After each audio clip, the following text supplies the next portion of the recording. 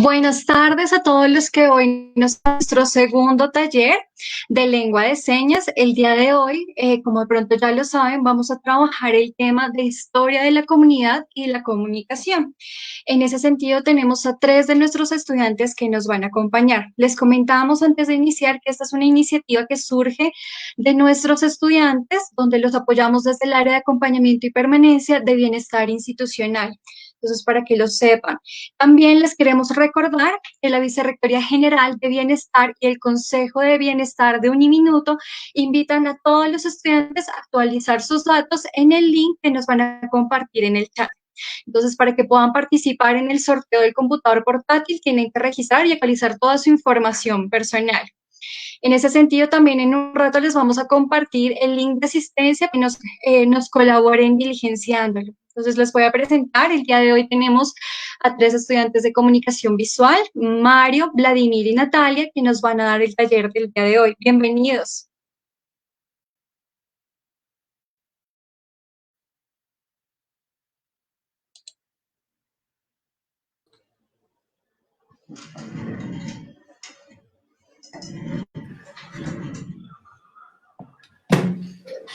Hola a todos, nos alegra mucho.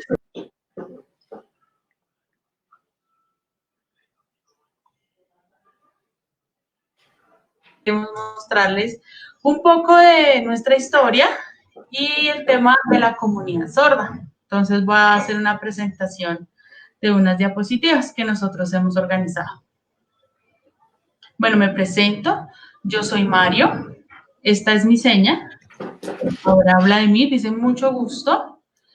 Mi nombre es Vladimir. Yo soy estudiante de comunicación visual.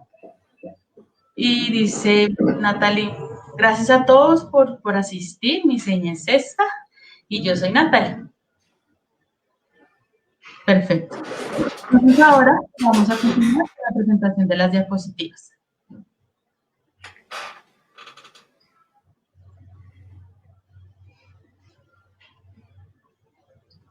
Un poco de nuestra historia de las personas sordas.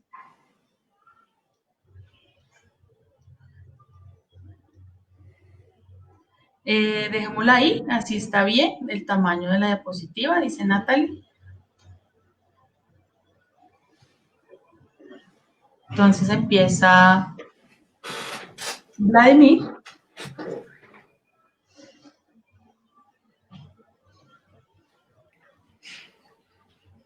Un segundo, por favor.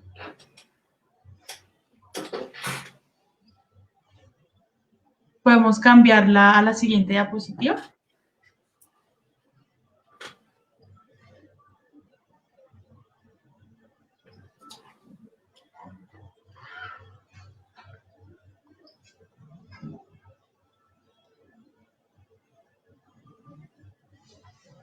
Un segundo, por favor.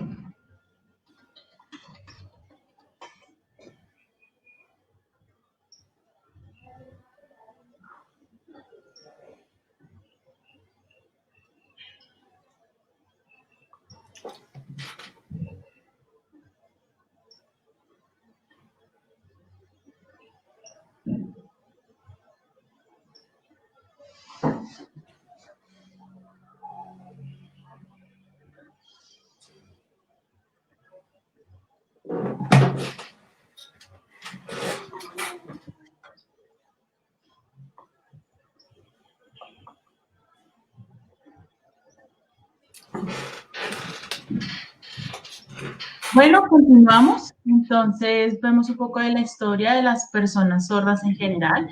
Una situación en la que, pues, no estábamos bien. Quiero aprovechar para contarles, ya que me están bien. Entonces, vemos que era una situación, digamos, en la Segunda Guerra Mundial, las personas sordas no tenían muchas prohibiciones, los rechazaban bastante por ser sordos. También, pues, a las otras discapacidades en general.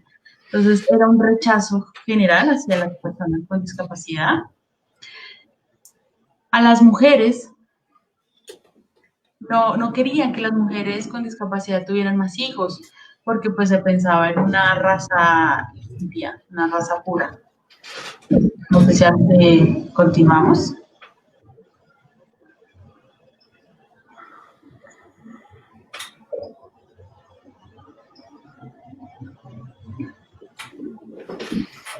Continúo con esta diapositiva.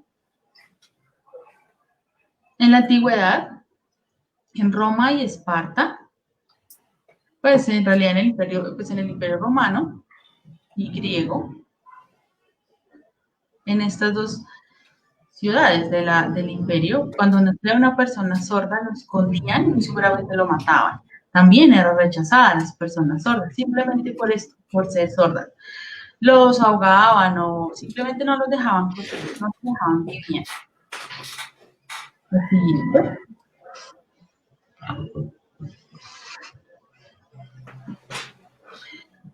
en la Edad Media se tenían con vida a las personas sordas, pero los tenían como personas de hacer oficios varios, sobre todo en espacios de psiquiatría y pues, en espacios donde ellos podían tener cierto grado de libertad, pero no eran tratados como iguales. Tanto así que ni siquiera podían ingresar a los templos. Hacían oficios muy sencillos, como el aseo, cosas así. Así era como se trataba en esta época a las personas sordas.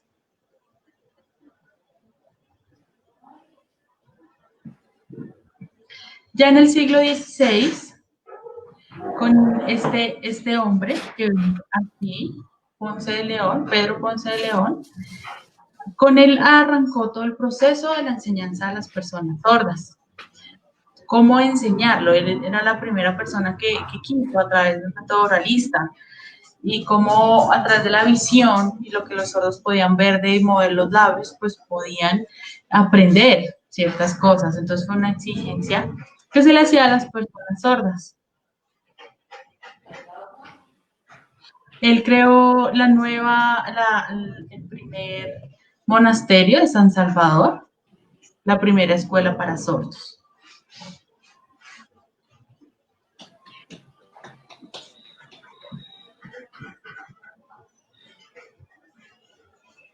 Ya en el siglo XVII, con otra persona,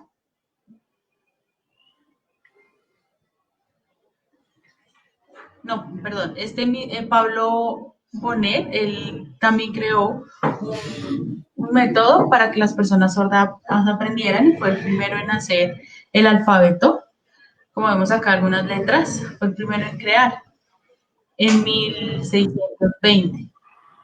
Fue con la primera pues iniciativa para comunicarse con las personas sordas porque el oralismo pues estaba siendo poco difícil, entonces se fue por el lado de la lengua de señas y el alfabeto, porque aprender a hablar a través de las vibraciones de la garganta, pues no era tan efectivo. Entonces este señor Pablo creó este alfabeto, pues explicando también con los beneficios y también relacionándolo con la voz, cómo sonaba la A, la B, etcétera. Entonces fue algo muy útil.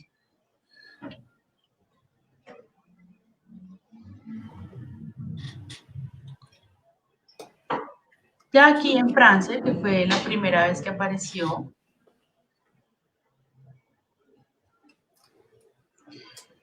este señor Michael fue el fundador de la escuela para sordos, una escuela pública para sordos. Entonces él se hizo un análisis y él a través de la lengua de señas pues pudo crear esta escuela y también fue donde se creó mucha lengua de señas que se formó para las personas sordas de una forma natural, podían compartir entre ellos, era un ambiente religioso y pues este señor que era oyente fue como el precursor de la lengua de señas y como el que motivó este cambio en 1755 fue la fundación de esta escuela.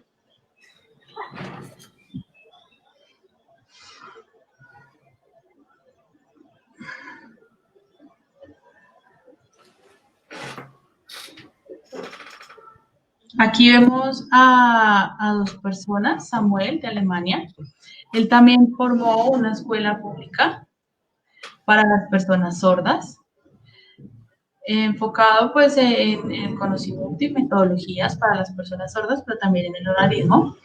Y también en Francia, donde se trabajó el discurso de las personas sordas, pero dentro de un enfoque también clínico, y se profundizó también en este enfoque clínico. También, como lo veníamos contando, este tema del alfabeto en lengua de señas y cómo poder aprender a sacar la voz a las personas sordas a través de la vibración, se empezaron varias investigaciones al respecto y pues también una investigación clínica.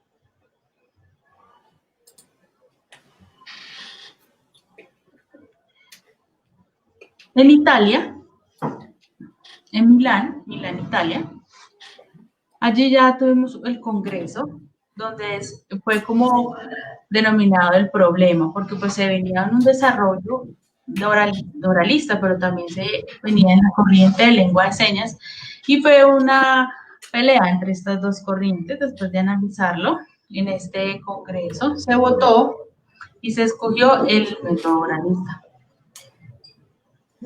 para que las personas sordas tuvieran pues esta formación, y no la lengua de señas, sino el método oralista, todo en 1880. Entonces fue, después de una larga discusión, pues fue lo que se decidió.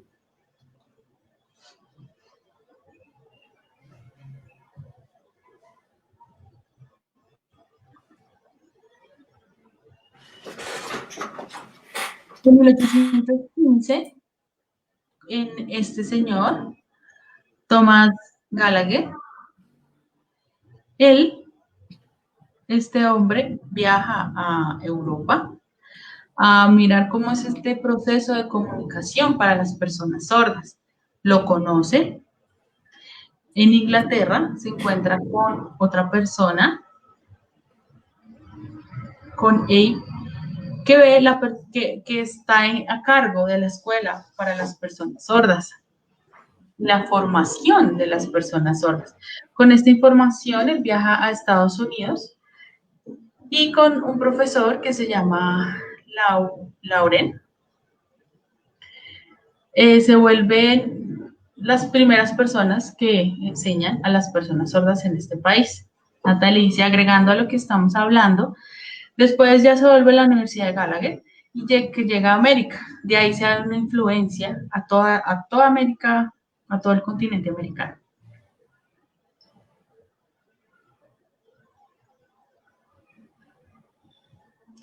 Gallagher se vuelve la primera escuela, pues también tenía un enfoque oralista, pero pues no del todo. Tenían un equilibrio entre la lengua de señas y la oralización, pero se empieza con esta escuela para las personas sordas, para el bachillerato, y pues ya después vemos la universidad. Se empiezan a hacer aprobaciones al respecto para que las personas sordas sigan estudiando y puedan seguir aprendiendo todo en su lengua.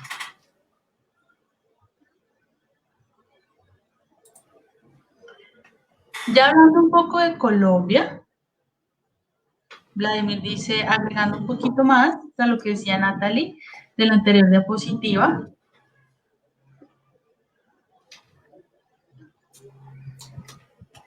Antes de que Natalie exponga, en 1924, antes de esto, en Colombia no encontramos nada, no encontramos, investigando, no encontramos información. Pues ya en Estados Unidos y en otros países sí, pero en Colombia, la historia como tal registrada de las personas sordas la encontramos en 1924 con el tema de que va a seguir. El Instituto Nuestra Señora de la Sabiduría. Bueno, vemos que viene una historia de Francia y esto también afecta a Colombia con esta institución. Hay dos colegios, uno de niñas y uno de niños, los tenían por aparte. No tenían el propósito de una escuela como tal, sino a enseñar ciertos oficios, costura, panadería, ciertos oficios en los que pues, ya los sordos podían ya trabajar. Y así también, ahí ellos vivían en el mismo lugar donde estudiaban.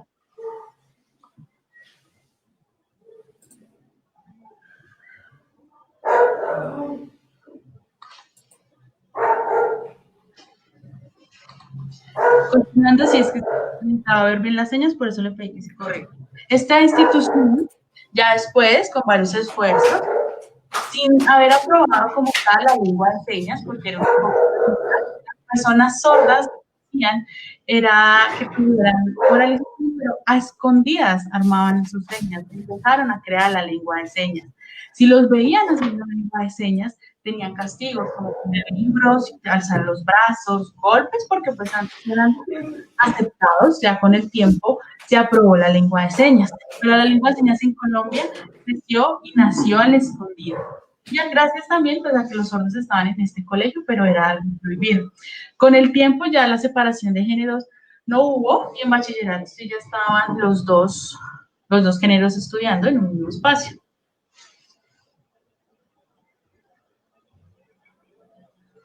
Agregando a lo que dice Natalie, en este colegio de la sabiduría, un enfoque religioso, sin embargo, la lengua de señas era muy difícil, era castigada, era prohibida.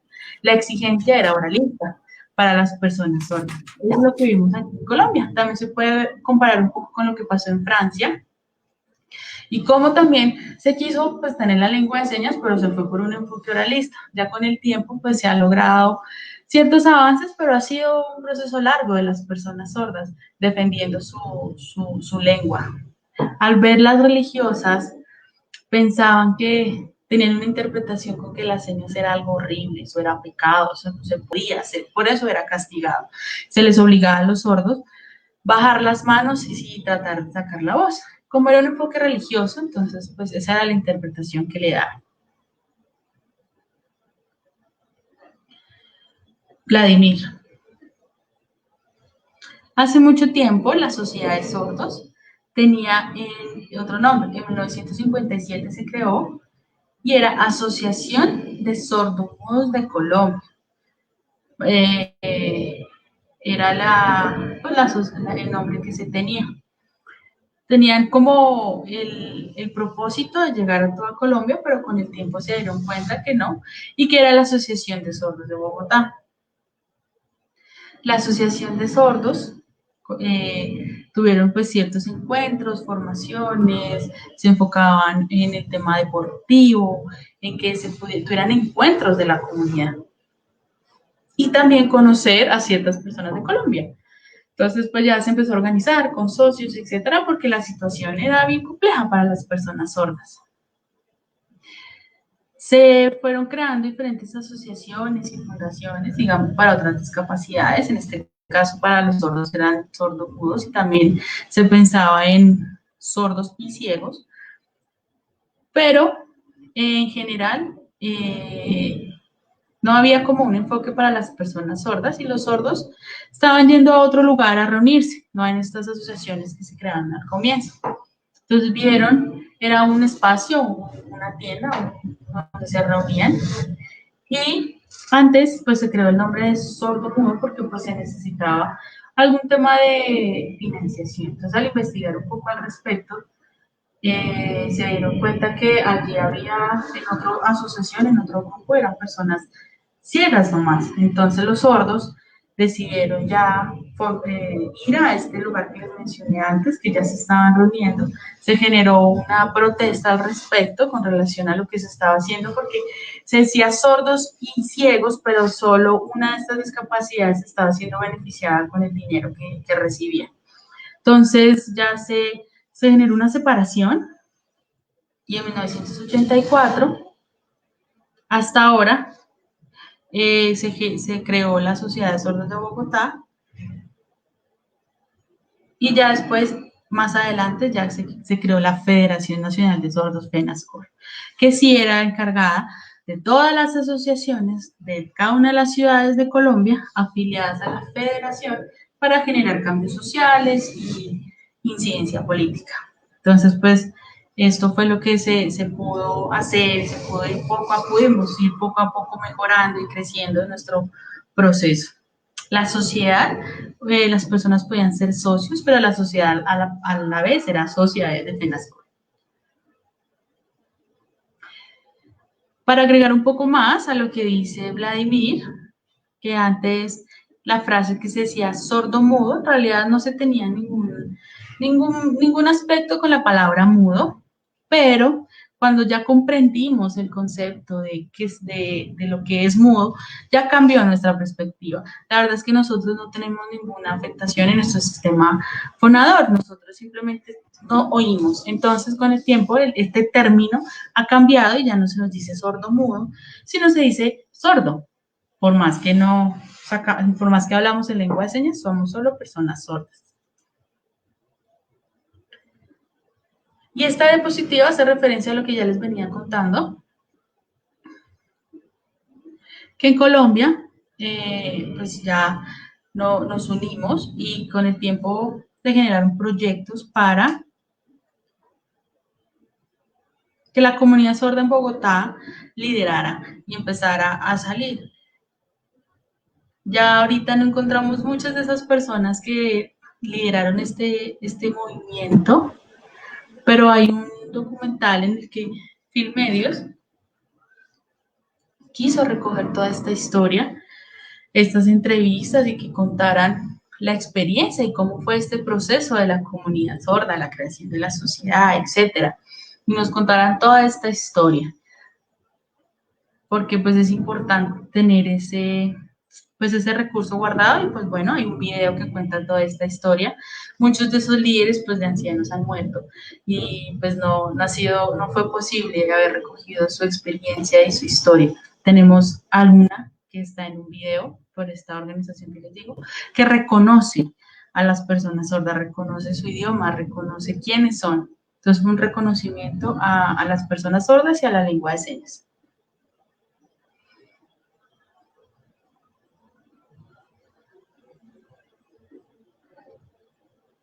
Ya en 1996, y gracias a FENASCOL y su incidencia política y a las sociedades y todo lo que se generó un movimiento.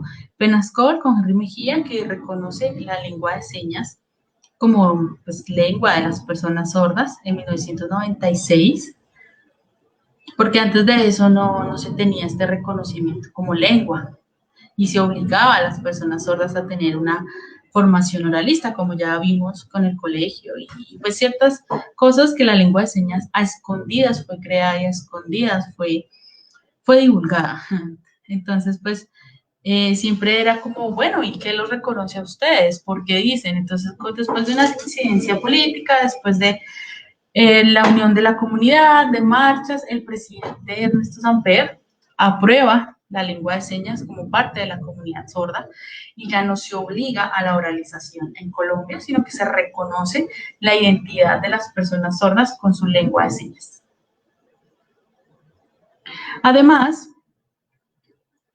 en 1996, después de esa incidencia política, no fue solo FENASCOL, participaron muchos ciudadanos, participó la sociedad, participaron diferentes instituciones en el cual pues trabajan con sordos y formaron esta fuerza para reconocer a las personas sordas, a la lengua de las personas sordas. Ya teniendo esta aprobación, pues se llega a otros aspectos, ¿no? Como comunidad.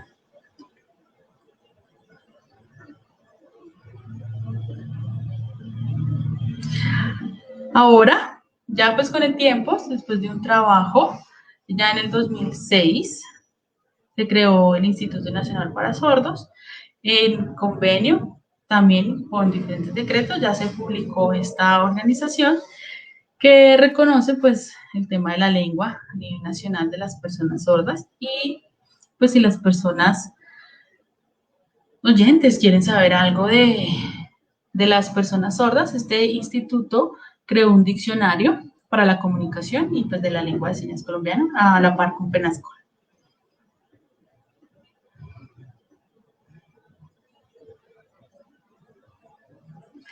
Ya esta es nuestra última diapositiva, pero pues bueno, aquí contando un poco de la historia de las personas sordas, voy a quitar la diapositiva para vernos mejor. ¿Listo? Entonces, la sociedad de las personas sordas, al principio, la sociedad para que era, digamos que el propósito era solo la comunicación, ¿Cómo hacían las personas sordas para comunicarse en sus casas? Pues con los padres generalmente no saben lengua de señas, ¿cierto? Entonces, ¿cómo se hace? Nata le dice, sí, claro que sí. Antes el proceso no era lo mejor, no había tanta tecnología como lo vemos ahora. Digamos que el proceso de escritura era por máquinas de escribir, la comunicación con la familia era muy, muy compleja porque nadie sabía lengua de señas. Entonces se reúnen en un café o en un bar donde todos los sordos podían llegar y que trabajaban su propia lengua. Pero pues sí se podía pensar alguna división en el que por estratos de los sordos de plata y los que no. Bueno, pero pues era un mismo espacio donde se podía comunicar en lengua de señas, un mismo espacio donde podían estar. Ya cada sordo en su casa, pues era más difícil porque no encontraban personas que hablaran lengua de señas. Agregando a lo que dice María, la pregunta que nos hace los sordos al reunirse en un espacio, digamos, al estar solos, sin sociedad, sin la sociedad de sordos, sin con quién hablar, comunicarse en lengua de señas, pues vemos que la comunicación también es un derecho, pero estaba siendo vulnerado, estábamos siendo ignorados. Al entrar a la comunidad sorda y ver más personas sordas a la sociedad y preguntarles cómo se han sentido, cómo ha sido su experiencia en el médico, cómo ha sido su experiencia haciendo vueltas, y ver toda esta información, recoger esta información, crear la sociedad y hacer incidencia política para lograr estos cambios, es algo que pues ha beneficiado mucho a las personas sordas. O sea, ha beneficiado bastante a las personas sordas. Y pues todo esto ha aportado en realidad. Con este tema en el que los sordos se ponían reunidos, se encontró una cierta calma para las personas sordas en cuanto a la comunicación. Un segundo. Quisiera preguntarles, ahorita, ¿cuántas asociaciones hay?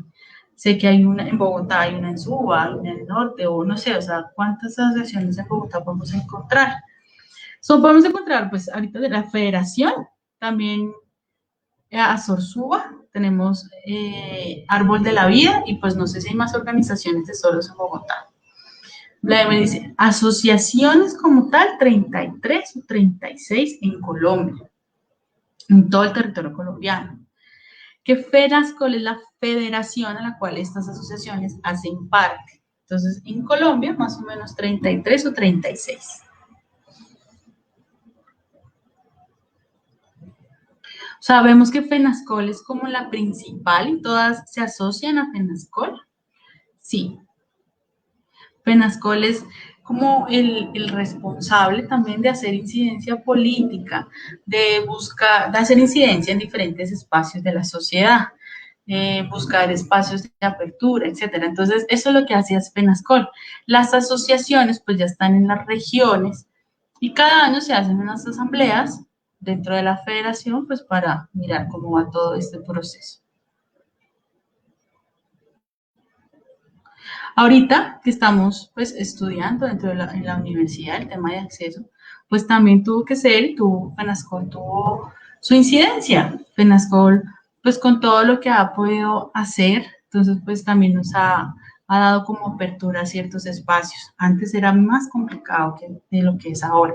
Entonces se han cambiado ciertas cosas después de un trabajo fuerte de lo que se ha hecho de las asociaciones y obviamente también de la federación y pues cada vez tenemos más acceso a diferentes espacios, con líderes y con, bueno, diferentes procesos que se han generado en la federación.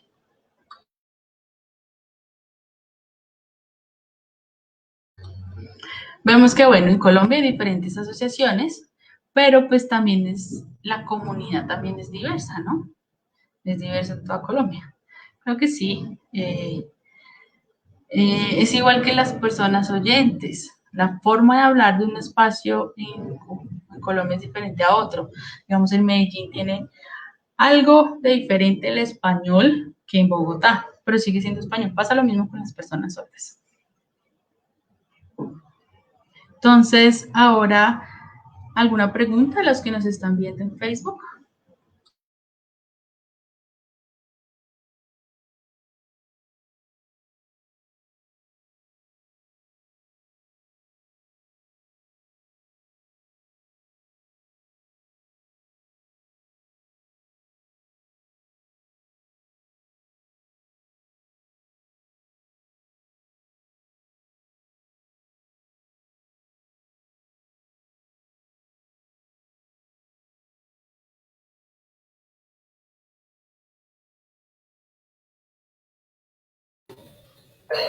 Bien, muy buenas tardes.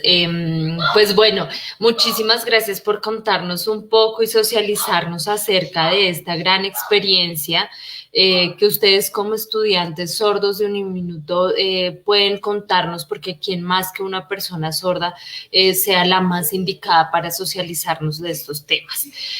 Bueno, en el chat nos han venido haciendo algunas consultas, particularmente, pues voy a empezar como en el orden, si les parece, en lo que nos han estado preguntando, de acuerdo también a la misma línea de lo que ustedes nos iban socializando.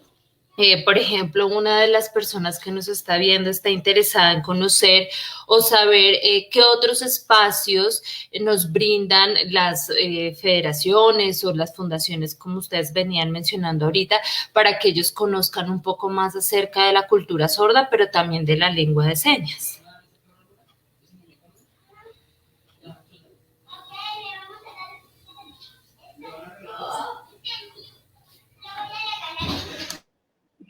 Bueno, hay algunos grupos, digamos en SUA, ahí vemos que hay una asociación de personas sordas, entonces pues ahí podríamos pues mirar, se podría contactar con ellos, pero también toca ver en el espacio, o sea, si ya les queda muy lejos, ya como tal, en general, FENASCOL, pues podrían preguntar directamente a FENASCOL y mirar. También sabemos que hay otras, digamos, hay unos espacios universitarios en diversos lugares, como la EXI, que también tiene curso de lengua de señas. Entonces es como investigar un poco por ese lado. El tema de poder entrar, digamos, a la EXI y aprender lengua de señas o el proceso, pues no lo sabemos muy bien. Sabemos que tenemos 3 niveles de capacitación, pero pues no más. No sé si Vladimir, si Isor tenga algo. Vladimir dice, bueno, en general las asociaciones o la federación, pues allí se puede encontrar también en el INSOR, el Instituto Nacional para Sordos. El INSOR pues va directamente a las entidades y tiene sus capacitaciones de sensibilización en cuanto a talleres de lengua de señas. Pero pues ya hablando de cultura y cosas así, en las entidades como tal, va el INSOR, porque a veces hay cierto temor o ciertas inquietudes frente a la comunidad sorda. Entonces, pues es algo esencial y pues básico esta sensibilización que puede ofrecer el INSOR. No es que sea algo muy profundo tampoco, pero pues bueno, ya las asociaciones y la federación, las asociaciones pues tiene varios niveles de lengua de señas en el que pues sí con capacitación pues ya se puede trabajar con intérprete, etcétera, pero pues depende del nivel, también se puede hablar solo de comunicación y de interpretación, pero entonces ya hablando de personas sordas, qué es lengua de señas, qué significa la cultura, la identidad, toda esta información, pues ahí también la podrían como encontrar, porque sí hay como pues cierta falencia en cuanto al conocimiento de esta información. Entonces, INSOR, digamos que se encarga de las entidades, pues estas otras dos organizaciones están todo el tiempo trabajando para hacer sensibilización a las personas. Es diferente, ¿no? O sea, una cosa es la promoción y de la lengua de señas y otra cosa es como la capacitación, hacer cursos o hacer enseñanza de la lengua, dependiendo del nivel de lengua de señas, porque pues hay espacios donde los sordos necesitan esta comunicación o, digamos, atender a una persona sorda no requiere tampoco mucho nivel de lengua de señas. Eso también los puede enseñar. Obviamente, hay otro nivel que es el tema de la salud, cómo atender a la persona sorda en la salud o en Transmilenio, cuando se pide información y guía. Entonces, pues ahí hay ciertas características que se pueden dar en esta sensibilización, que no es pues tampoco un nivel de señas muy profundo. Agregando a lo que dice Natalie, cuando digamos, hay una capacitación, también se pueden encontrar capacitaciones digitales, virtuales. También hay otra herramienta que es ya para comunicarse directamente con personas sordas, está el Centro de Relevo y el servicio CIEL, Servicio de Interpretación en Línea, donde sale un intérprete y las personas oyentes se pueden comunicar directamente con una persona sorda. Todo esto lo ofrece el Centro de Relevo. El Centro de Relevo también nos permite hacer llamadas con personas oyentes a través de un intérprete que está conectado y recibe la información en señas y la pasa a audio y el de audio la pasa a lengua de señas. Entonces, esa es como otra forma también ganar independencia que estas entidades han logrado, que es el Centro de Relevo y en especial el Servicio de Interpretación en Línea CIER, que se puede usar nosotros, como solo lo usamos en el médico, en diferentes espacios, donde tenemos un intérprete virtual, que es un intérprete virtual a través de un dispositivo donde lo llevo a la consulta al médico, a la persona oyente con la que me quiero comunicar y me hace el servicio de interpretación. También hay otra parte. Bueno, hay otra parte en cuanto a la comunicación, porque a veces las personas sordas no tenemos una redacción del todo buena en español, entonces también usamos este servicio de interpretación para poder comunicarnos con las personas oyentes. Nos genera independencia de la familia o personas que pues no necesitamos y nosotros mismos accedemos a diferentes espacios porque pues ya está la interpretación. Todo esto es pago y es a través del Ministerio TIC y FENASCOL, la Federación Nacional de Sordos. Ellos reciben estos presupuestos y pues tienen el proyecto que nos permite acceder a diferentes espacios. Todo Bien. nos haya, pues para que todo esto ha mejorado, ¿no? Con el tiempo había un poco más de espacios académicos. Muchas gracias. Ay, Natalia Y dice Natalia dice, algo agregando un poquito más a lo que dice Vladimir, que se nos había pasado, es que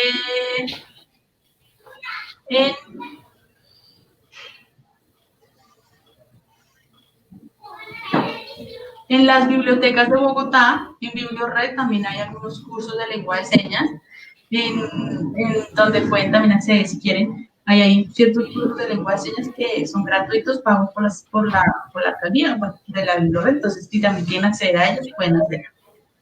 Bien, muchísimas gracias por socializarnos. Bien, dentro de la misma dinámica o la misma línea del tema de la lengua de señas, otra persona nos pregunta si la lengua de señas colombiana se podría decir que es única o, digamos, replanteo un poquito aquí lo que nos dicen, es más si quieren saber si la lengua de señas es universal o si es, digamos, dentro de los diferentes contextos en los que estamos o países.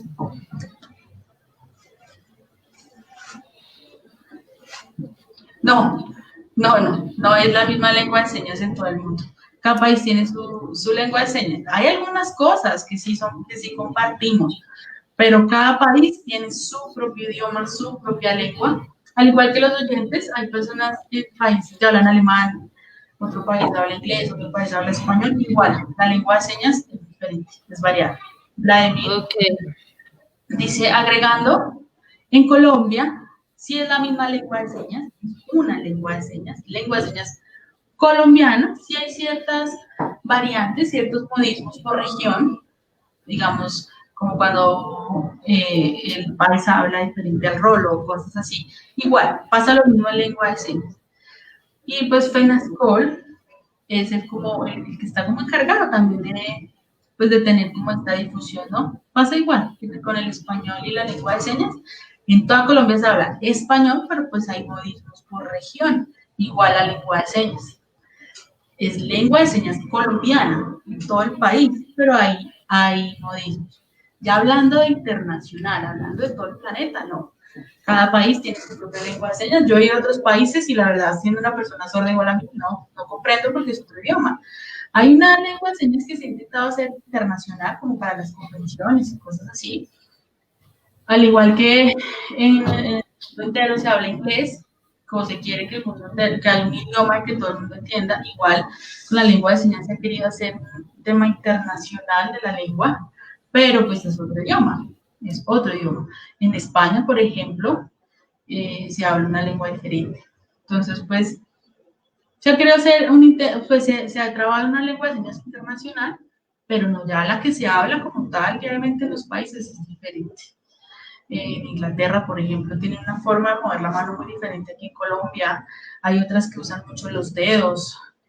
Son costumbres, ¿no? Por países. Y al que yo hablo con esta persona no me entiende y yo no le entiendo a él porque es otro idioma. Lo que pasa es que la lengua es un tema, el idioma está estructurado por país, por forma de pensar. Entonces, es un idioma, es el idioma de la lengua, es un idioma estructurado, no es simplemente movimientos a la loca. Ustedes pueden ver que yo estoy estructurando unas frases, estoy estructurando un idioma. Entonces, no es movimientos, porque sí. Entonces, cambia por país. Bien, muchas gracias, chicos.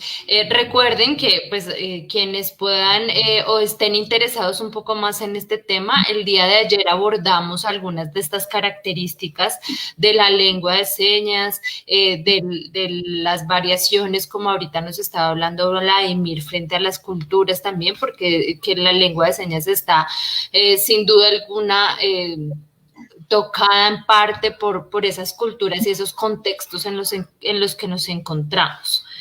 Entonces, pues los invitamos en el canal de Facebook de Bienestar, pues allí se encuentra también el espacio del día de ayer para que lo puedan retomar. Laura Ramírez nos pregunta y hace una pregunta en relación a el tema o la dificultad a nivel auditiva de las personas sordas. Entonces nos dice, los sordos no hablan solo porque no han adquirido un buen nivel fonológico o por otras razones.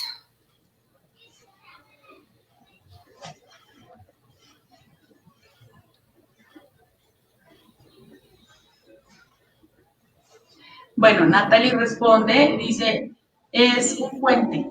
Hay una conexión entre lo que se escucha y lo que se habla. Las personas oyentes desde que nacen tienen esta opción de oír y a la vez reproducir. Como sordos, este puente se rompió. Entonces no hay esa conexión entre lo que se escucha y lo que se puede hablar. Se puede sacar la voz, se puede tener un trabajo para poder sacar la voz, pero pues es muy difícil. Nosotros decidimos no hacerlo, por ejemplo. Nosotros hablamos lengua de señas. Hay personas, pues, digamos que a veces este trabajo no se puede decir que uno va a ser igual a un oyente, hablar igual que un oyente. Hay personas sordas que sí desde pequeñitos han tenido un trabajo para poder hablar, u otros que simplemente oían y en una etapa de su vida quedaron sordos. Entonces, pues es como cómo se maneja, ¿no? También cómo se maneja este tema. Agregando a esto, dice Mario, sí, según lo que dice Natalie, este tema de poder hablar o no. Ahí a los niños, digamos, uno les dice A, B, C, bueno, de cómo va sonando, ¿no? El niño va escuchándolo y así va pudiendo copiar, o sea, a través de este sentido lo va repitiendo, lo va repitiendo. Cada persona sorda pues no mucho. Entonces, esta estimulación se pierde, no llega a la persona sorda, por lo cual no lo puede replicar. Entonces, ¿cómo va a aprender ese código para hablar si simplemente no lo oye, no tiene esta capacidad de oír? Entonces, es por eso que una persona sorda en general no habla en español, pero sí tiene voz, sí puede gritar, sí reproduce sonidos. Lo que pasa es que no practica. Entonces, ese puente del que habla Natalie está roto, esa conexión está rota. Por eso es que somos sordos y no sordos, somos sordos. Vladimir dice, agregando lo que dice Mario Natalie, a veces las personas, hay algunas personas que no les gusta leer. Y bueno, también está el tema de escuchar y hablar, ¿no? Entonces, pues bueno, el sonido, digamos, de la B y de la B son dos diferentes. A través de la lectura y la escritura, digamos que las van aprendiendo y las van manejando. Pero digamos, por ejemplo, mi nombre, Vladimir, se hace con P pequeña, pero muchas personas creen con P. Entonces es como una forma de aprender, ¿no? Y cómo se van practicando estas cosas. En relación a la práctica y lo que les dice Natalie, pues hay que practicar para poderlo hacer. Igual es la escritura para nosotros los sordos. Yo no escucho el español, entonces pues para mí la escritura va a ser diferente. Para nosotros los sordos, nuestra primera lengua es la lengua de señas y la segunda es el español escrito, lectoescritura. Y pues que se debe practicar, ¿no? Obviamente es un tema de práctica y pues de poderlo hacer. De ahí que nosotros pues somos solo sordos, también hay diferentes niveles de sordera. Hay sordos que usan ayudas auditivas, audífonos, implantes, etcétera. que también les ayudan un poco en este proceso de organización. Entonces, pues, era lo que quería aumentar. Y también, Natalie, no podemos pensar que todos los sordos somos iguales. O sea, hay unos que nos vamos por la lengua de señas, hay otros que tienen lengua de señas y oralización por su trabajo, pero hay otros que simplemente no quieren lengua de señas y oralizan, o sea, hablan en español. Entonces, hay diversidad también dentro de esta comunidad, tampoco se puede generalizar y es un tema de respeto hacia todos. También quiero agregar a lo que dice Natalie, que, bueno, FENASCOL, INSOR, la comunidad, todo eso se han tratado de hacer estudios e investigación en cuanto a la persona sorda.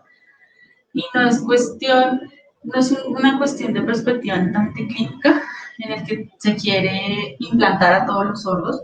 Se puede ver esto también como una especie de negocio, porque son 40, 50 millones en el que las entidades se ganan por hacer un implante coclear para una persona sorda, pero no se tiene seguimiento. Entonces, pues, el implante no es 100% garantía de que tú vas a oír. Simplemente, pues, es un método, ¿no? Y hay una perspectiva clínica en el que, pues, se quiere imponer, pero debe ser algo en el que el sordo decida y diga, sí, yo quiero implantarme. Hay muchos que simplemente los implantan sin saber, hay otros que ya grandes dicen, yo quiero implantarme. Bien, está bien porque ya sabe a qué se enfrenta, pero un niño en el que tú le dices, ¿quieres implantarte? ¿Qué va a poder saber? Yo como persona sorda que no tuve implante coclear porque tampoco tenía el dinero ni los medios para hacerlo, tampoco había como esa ayuda del gobierno para poder hacerlo. Mis padres tomaron la decisión después de explicarles que no. Entonces, pues, esta situación también depende, pero pues también hace parte de esta diversidad de los sordos. Hay unos sordos que usan ayudas para oír, como el implante y el audio. Bien, muchas gracias, chicos.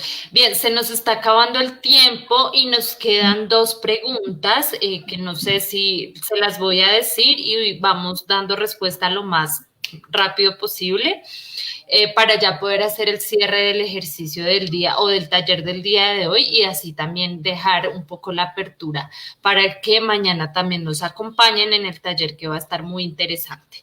Bien, una de las preguntas es ¿cómo es la participación de la comunidad sorda en los medios de comunicación y en otros tipos de escenarios culturales, deportivos y demás? Y la otra pregunta es ¿cómo ha sido la acogida de los estudiantes sordos en Uniminuto? Son dos preguntas tal vez un poco lejanas, pero tal vez no sé si me puedan ayudar a contestar para poder ir concluyendo el ejercicio del día de hoy. Bueno, en cuanto a los medios de comunicación, vemos que está la lengua de señas a través del intérprete. Ahorita pues están en los noticieros, pero en novelas o cosas así no tenemos acceso. Tenemos el tema del closed caption, que pues bueno, nos ayuda en algo. Nos gustaría tener más contacto o bueno, más cosas así. Los sordos también, temas de deportes, tenemos pues organizaciones deportivas en las cuales también participamos, diferentes deportes, y pues bueno, en otros medios de comunicación, como tema de Filmedios, que hizo la historia de la lengua de señas de las personas sordas.